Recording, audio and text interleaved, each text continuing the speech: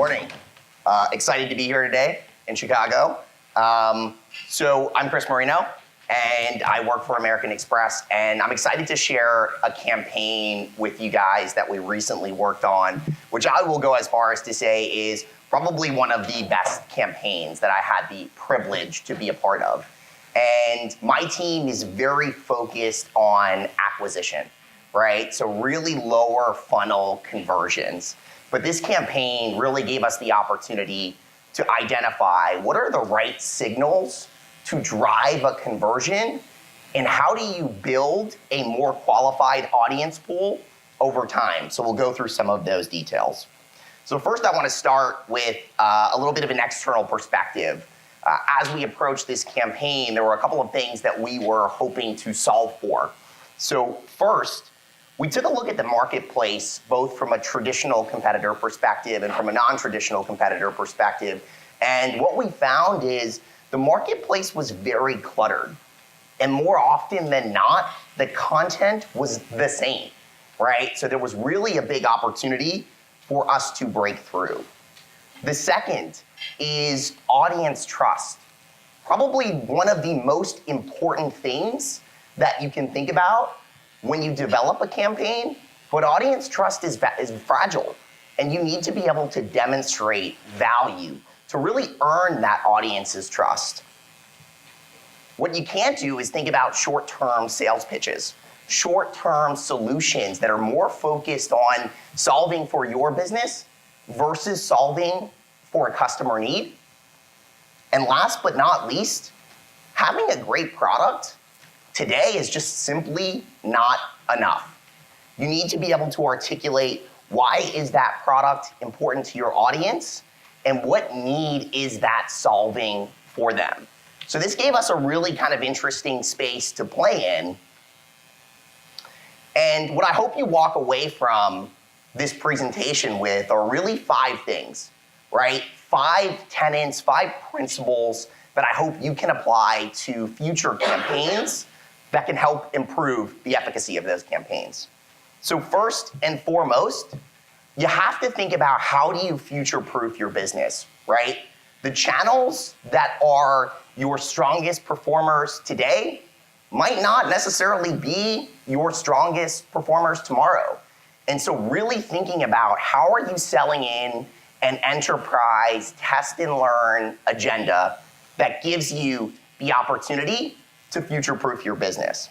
The second piece is really how are you evolving your messaging beyond just talking about your product as a commodity and really beginning to start to talk about your product as the value that it offers, the value it delivers.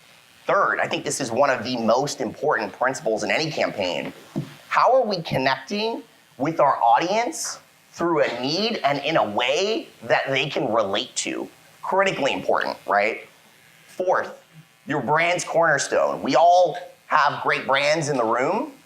Our brands are known for certain things. We have certain attributes that are in the DNA of our brand. And what's important as you're developing a campaign is ensuring that you're bringing those attributes to life.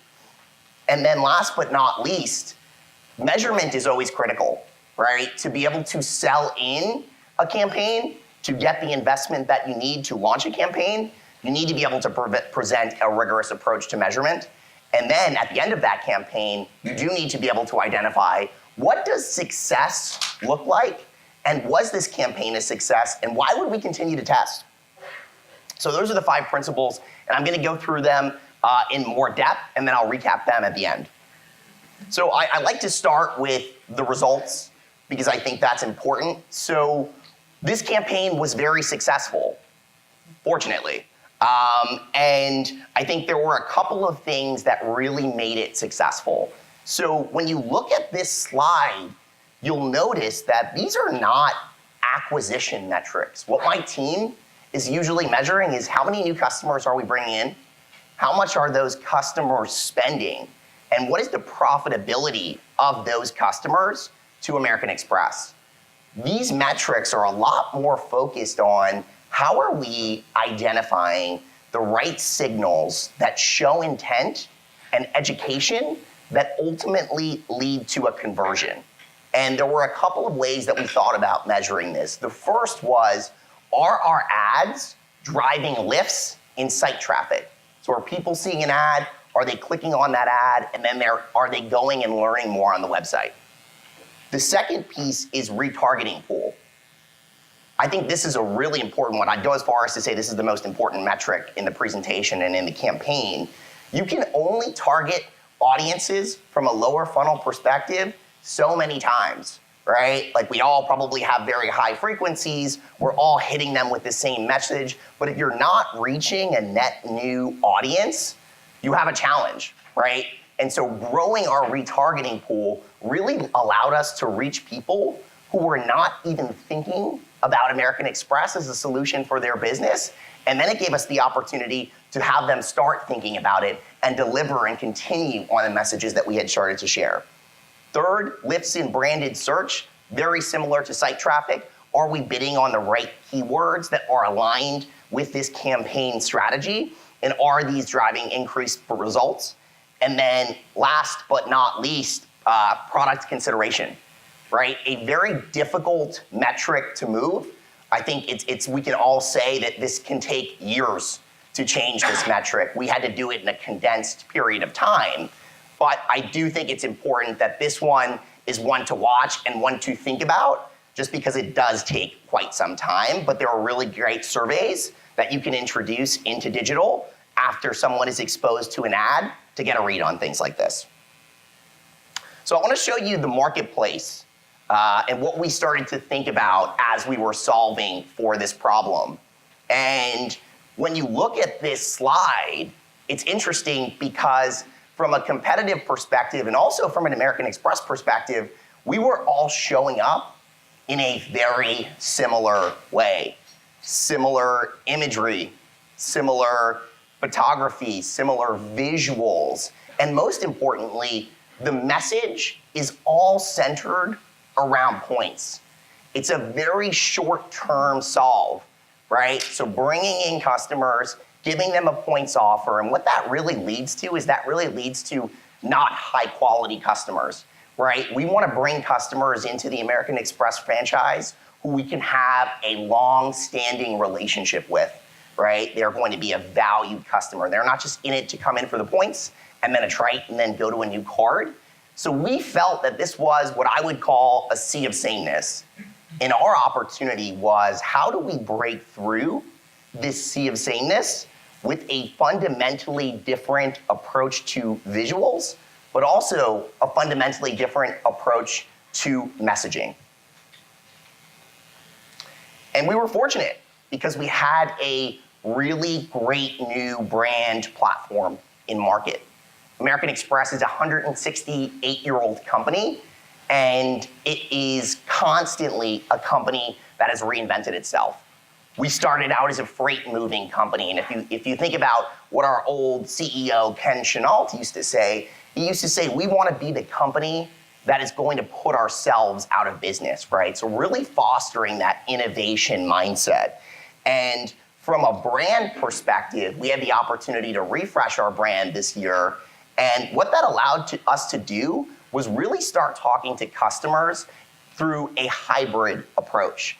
I think previously we were very focused on messaging to consumers and business owners and merchants, but we really wanted to start thinking about, as people are starting to live a more hybrid lifestyle where work and life are blended, how do we start thinking about messaging to one person, right, who's living both these lifestyles? And how are we bringing this idea of powerful backing to life, right? There are many challenges in business. American Express is here to support you through that, right? So this theme of powerful backing is going to be really important as I go through the presentation. And for us, I think the opportunity was, we had this brand platform in market. I'm going to go to the next slide. We had this brand platform in market, but what wasn't clear was, okay, what does powerful backing actually mean to me as a business owner, and why is that important? And so when you look at the funnel, I think we as marketers all know the funnel is not as linear as we would like it to be, right? People are coming in at various different stages of awareness or an understanding of a business or a product. But what is important is hitting them with the right message at the right time in the right channel. And so when you do dissect the funnel, what I think is important to understand is not the linear nature of it, but what are the different mindsets that people are looking to understand as they go through this journey. So historically, I think American Express, very strong at upper funnel marketing, right? Brand values. We're great at raising awareness. There's probably very few people, if any people in this room, who don't know who American Express is, right? Strong awareness. The bottom of the funnel is where my team has historically focused, which is lower funnel acquisition. We're an acquisition engine, right? We're constantly bringing in new customers. And historically, we've done that through products and points offerings, right? But where we identified an opportunity was in the middle of the funnel, right? How do we drive consideration for our products before people are ready to make a purchase? And how do we do so through emotional and rational value? And so this really led us to our campaign and the campaign platform. And there were two things that we thought about as we figured out what was the right platform for this campaign. The first was a cultural tension. Business is always going to be stressful, right? 61% of business owners are stressed about their business, right? They're concerned that they are not going to stay open. They're not going to be in business, right? How do they identify the right partner that's going to help them alleviate some of that stress and some of that concern? And then you think about the brand truth that I talked about, which is American Express provides the powerful backing that your business needs to thrive. And so when you think about those two areas, our opportunity and our campaign was see business differently, right? Where others see problems, with American Express, you see opportunities. So turning challenges into opportunities was this space that we wanted to play in. And I'll talk a little bit now about how we brought that to life. So we wanted to take a multi-channel approach. What I think is important from a marketing perspective is consistency. Thinking about 360-degree marketing, right? No matter where your audience is consuming information, you should be showing up in that channel with a relevant, contextually relevant, and consistent message so they understand the brand values no matter where they're engaging, right? What I think was important about this particular approach was we did an affinity analysis to understand where were small to mid-sized business decision makers spending their time, where did we already have a presence, and where were there some potential gaps within that presence. And what we identified was as consumer media habits begin to shift into new channels like connected TV and audio, there was an opportunity for us to enter those channels. And these are new to us from a measurement perspective, from a testing perspective. And so it is a risk that we took, but it's a successful risk, right? And I think it gave us a couple of other opportunities from a measurement perspective as well. So now I want to talk about each channel and what that channel offers from a messaging strategy standpoint. The first is social. I think we're all, Social Media Strategy Summit, we're all social marketers. There are pros and cons to the space. I'd say the con is it's very difficult to connect with customers in 3 seconds, right? It's a very fast-paced environment. You have little time to tell a story, and you really need to kind of front-load your message to that first 3 seconds to be able to capture someone's attention. Important channel, but it doesn't give us everything that we need to tell a story. The second piece is digital, right? When you think about a digital banner, it's a very cluttered environment. And more often than not, that message can really only focus on what is the action that we want people to take, and that is usually the center or the focus of that channel. What OTT or connected TV and audio offered was a new way to tell a story. So when you think about OTT, it's really a targeted, lean back environment where people are very focused and very captive and open to that storytelling environment, right? Great opportunity for us, great opportunity for content to really have a meaningful dialogue with our audience. And then the second is audio. So there are some really great podcasts out there. So my favorite example is How I Built This. Probably my favorite podcast. And it talks a lot about, for example, a company like Airbnb and what were the ups and downs that they faced as a company as they built that brand. And from an American Express perspective, we decided to sponsor that podcast. Very contextually relevant. You have a lot of business owners tuning into that podcast, looking to understand how successful companies went about these challenges, went about these opportunities, and ensuring that we're showing up from a pre-roll or mid-roll perspective is really important, right? Contextually relevant environment, again, that gives us that 15 to 30 seconds to have a more meaningful connection. What these channels also offered outside of just messaging was going back to that tenet of measurement. Each channel allowed us to measure those 4 key objectives that I talked a little bit about earlier, right? You can't measure everything. You've got to be focused on a couple of things that you believe are really going to move the business. And so as we thought about measurement, we took both a macro and a micro perspective. In terms of the macro side, we really thought about control and expose testing to identify lifts in site traffic and identify lifts in branded search, right? So when you think about those populations, were a population that was exposed to an ad more likely to click to site or use a branded keyword to engage and continue that education with American Express versus that control population, right? So very important, and we think important diagnostics for us. The second is micro, right? So kind of twofold. The first is that metric that I talked a little bit about earlier, which is growth in our retargeting pool. And the way that we thought about this was, how are we doing an analysis of cookies to identify what cookies are currently in our retargeting pool today? And following this campaign, what were new and unique cookies that we now had access to for people who had not previously engaged with us? And then last but not least, product consideration. I think this is much more focused on creative efficacy versus media strategy. Again, a metric that takes a little bit of time to move, but we did this through surveys, right? So you might be in Facebook, you see an ad, you engage with that ad, and then following that ad, you're asked a set of questions, right? Often, what product were you thinking about before? And following this ad, would you consider American Express for a business relationship? The one thing I will say before I move on to the next slide is it's critically important to think about your creative and media strategies as integrated.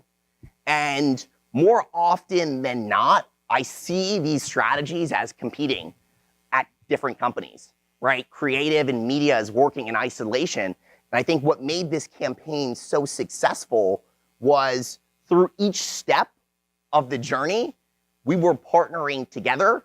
And I'm fortunate because my team owned both ends of those spectrum, right? But with that said, the strategies were designed to complement, not compete with each other. And I think that's what created really strong output. So now let's get on to some of the fun stuff outside of the measurement. So visuals. So I want you guys to think back to that slide that I showed earlier, which was the crowded marketplace, right? All of the same sort of assets, same color palette, same message, not really standing out. And as we sort of briefed our agency to think about responding to this, this was a mood board. So this is not the creative that we actually ended up executing on, but it was meant to kind of inspire us to think about what we could do, what direction we could go in. And these visuals are incredibly striking. They're dynamic. They're going to stop you in your feed, right? And what we hope that they're also going to do is they're going to tell you a story of how you turn those challenges into opportunities. So this was really the creative inspiration that we used to design the campaign. And then I want to talk a little bit about the marketing journey and how I think this is typically done and how I think we flipped it on its head a little bit. So as a marketer, I'm making an ad. There are usually three things that I'm focused on. The first is, what product do I want to sell, right? So really starting with you, starting with the company, not starting with your audience. Major problem, right? The second, what would make someone want to buy this? And then the third is, how can I deliver that message? Let's make an ad, right? Now I'm going to show you some examples where we're going to flip that equation and show you some creative and ultimately help you understand what is the output when you start to think about the customer first. So this is an example of how we took commodity messaging and really thought about how do you elevate messaging from commodities to value.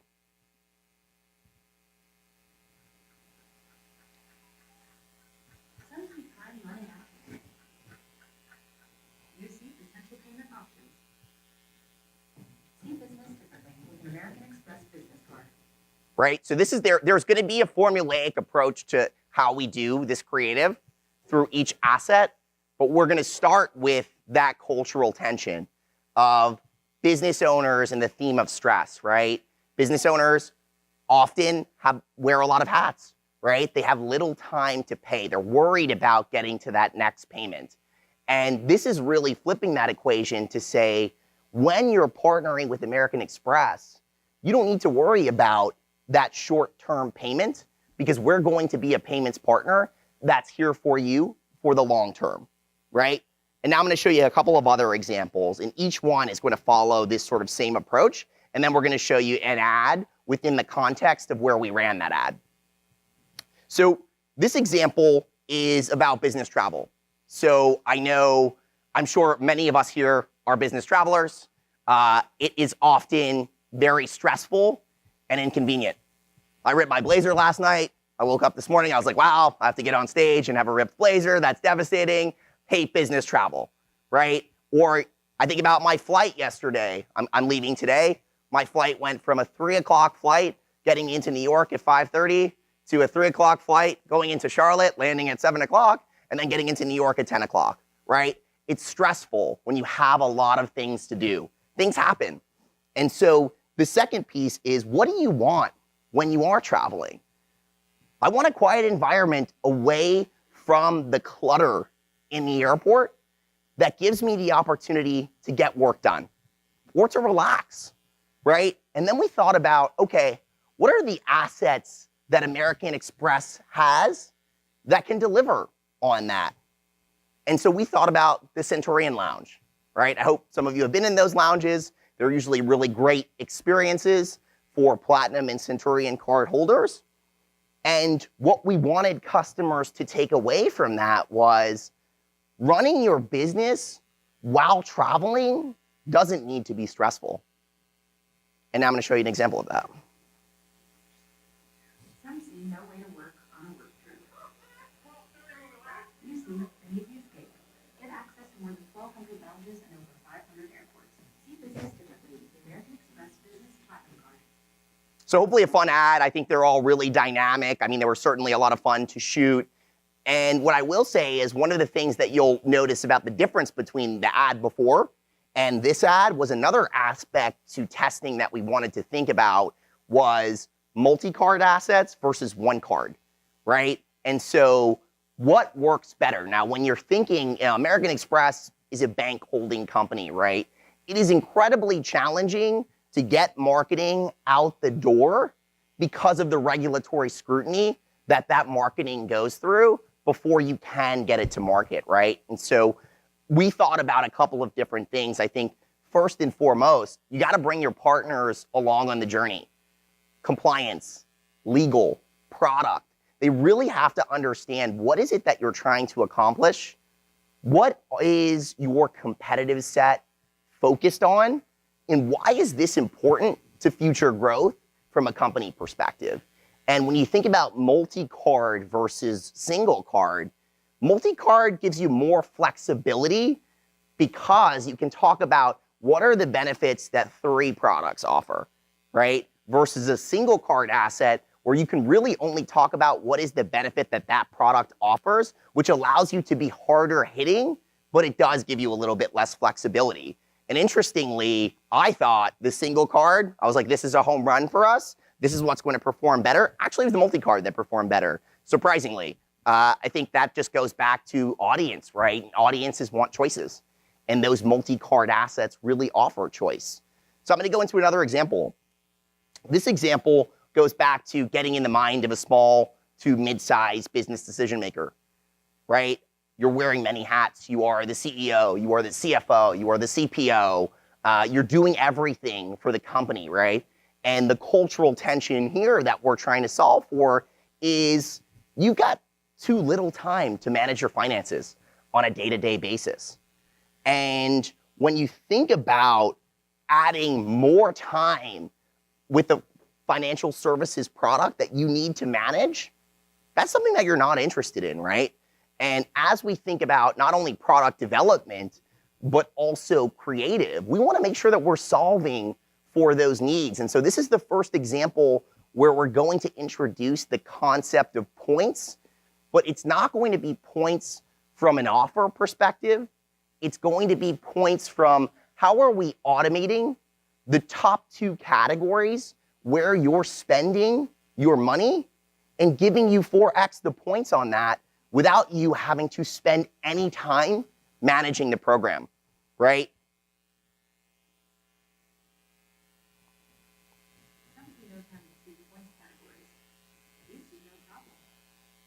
Automatically get 4 times points in each of our categories where you spend the most each month. See business differently with the American Express Business Gold Card. So I love this ad. It was super fun. When we're thinking about like how do you tell a story of multitasking in a short period of time, it's kind of tough, right? And I love this idea that the agency came up with a conveyor belt. And this woman, it was actually quite hilarious watching her do these takes. I mean, this poor woman probably did about 1,000 takes. And each time she had to go through, like first she was just getting herself acclimated to how do you even handle this? And I think she had to eat at least 1,000 grape tomatoes because each time she would have to do that. And I've never seen someone so happy about doing that. So it was great. I love to see the passion in different industries. But I thought this was just a really fun execution and way of telling that story in a short period of time in a way that hopefully resonates emotionally. So I want to ask you guys a question. What is the one word that comes to mind when you think about American Express? Feel free to shout it out. Don't leave me up here alone in my broke jacket. Service. Reliable. Anything else? Prestige. Okay, great. That'll do. So I'm glad that someone said service because we feel the same way. So we believe, this is 2 conferences in a row now, so it's a good word. I'm glad it resonates with people.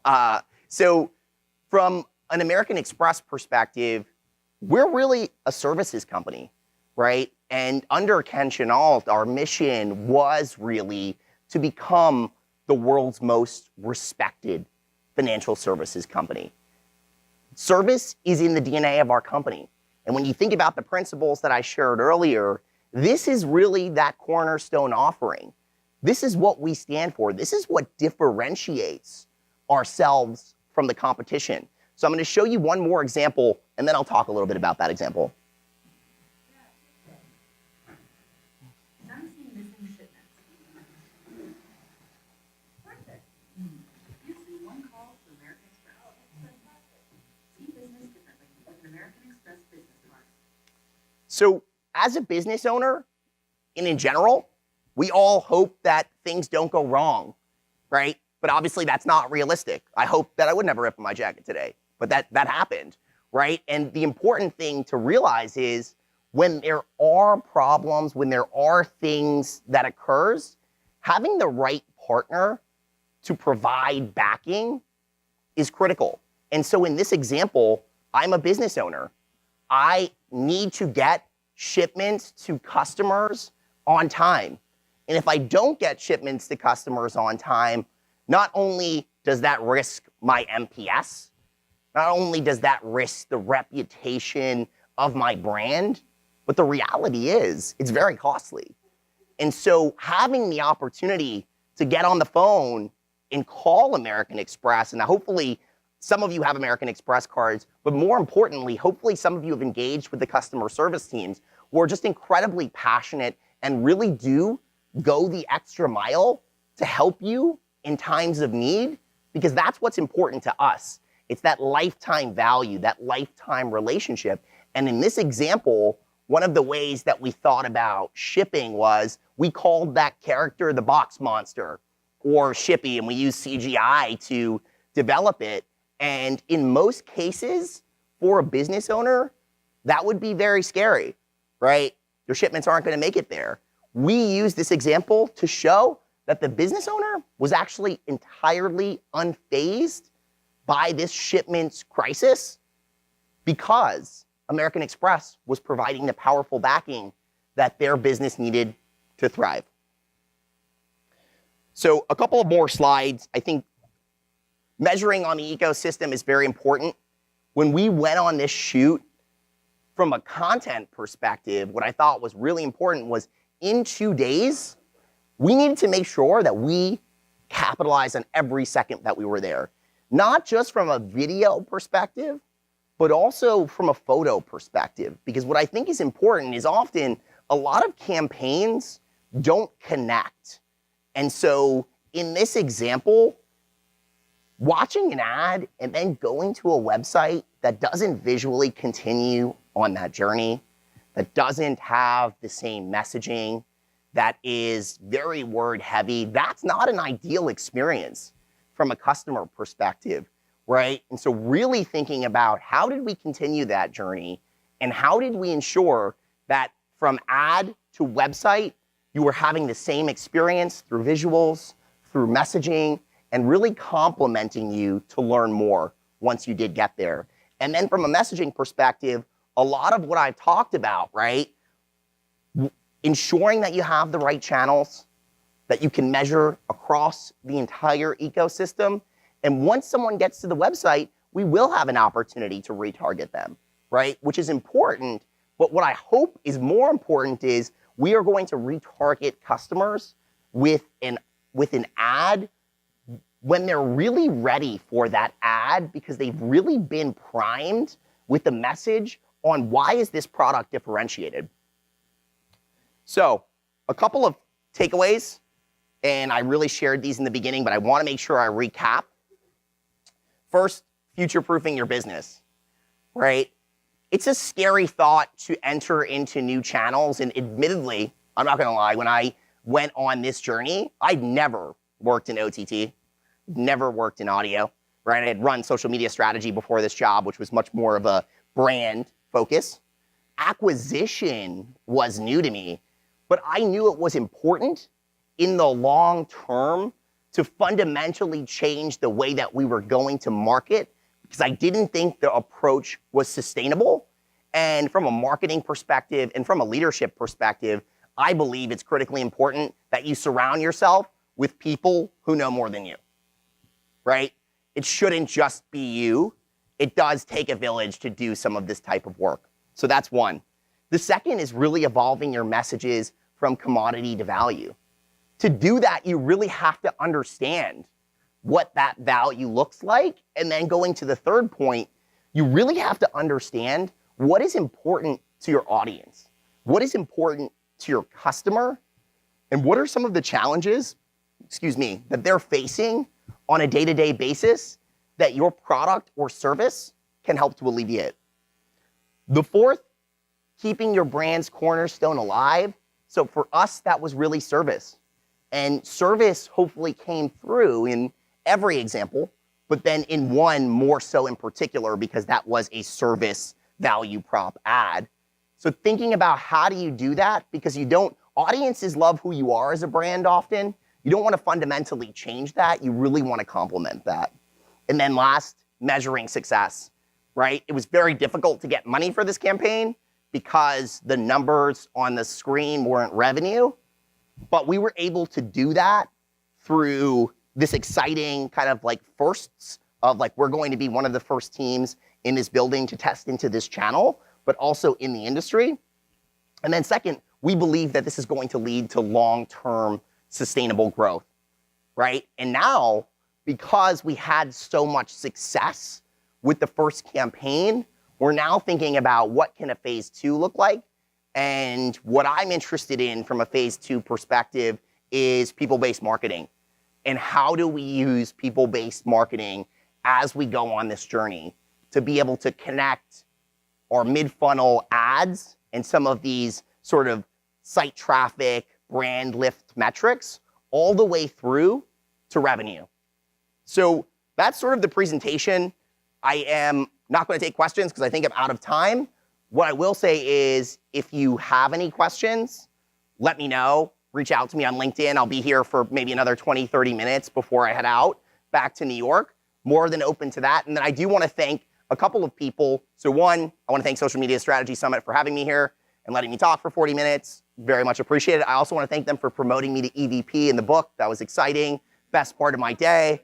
The second is I want to thank my team. You know, these campaigns, it's not just me, right? There is a lot of people that are involved in this, and there are a lot of different types of work that goes into it. So getting these assets approved is certainly not a glamorous job, but without the team, you're not going to be there. And so they played a critically important part in the development of this campaign, in pushing us all into places where we were uncomfortable, but we were growing, and they really brought it to life. The third is there are 2 agencies that we worked with, and I think that's important. So one, we worked with Ogilvy from a creative perspective. I think they did a really great job at really hitting the brief out of the park. And as marketers, I think the brief is the most important part of any campaign. Because if you don't get it right in the brief, you are not going to get it right in execution. So having an airtight brief is critically important. And last, I want to thank the Kepler Group, who led our media strategy in partnership with us. So I hope you guys enjoyed the presentation. I hope you walked away with 5 tips that will be really helpful for you and your business. And I hope you enjoy the rest of the conference. Thank you for the time.